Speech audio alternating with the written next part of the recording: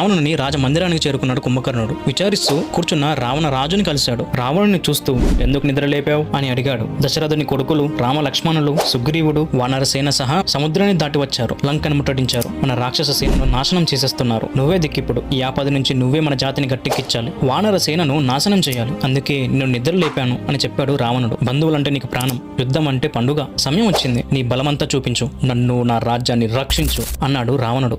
నేను ఉన్నదే అందుకోసం. తమ్ముడుగా నా బాధ్యతని నా ధర్మాన్ని నేను నిర్వర్తిస్తాను అన్నాడు కుంభకర్ణుడు. యుద్ధానికి బయలుదేరాడు. రాక్షసులు శంఖాన్ని పూరించారు. రణవాద్యాలను మిండంటిచ్చారు. కొండలాంటి కుంభకర్ణుడు లంక ప్రాకారాన్ని దాటాడు. యువతలకి వచ్చాడు. మబ్బుల గుట్టల్లా ఉన్న వానర సేనను చూశాడు. ఆశ్చర్యపోయాడు. కుంభకర్ణుని చూసి పెనుగాలికి కొట్టుకుపోయిన మేఘాలల్లా పరుగు అందుకున్నారు వానరులు. దిక్కు దారి తెలియకుండా పరుగు తీశారు. చూశాడు అది కుంభకర్ణుడు. సంతోషంతో పెద్దగా సింహనాదం చేశాడు. ప్రళయ యముడిలా వానర సేన మీదకు దూకాడు. పరుగు తీస్తున్న వానర సేనను చూశాడు అంగదుడు.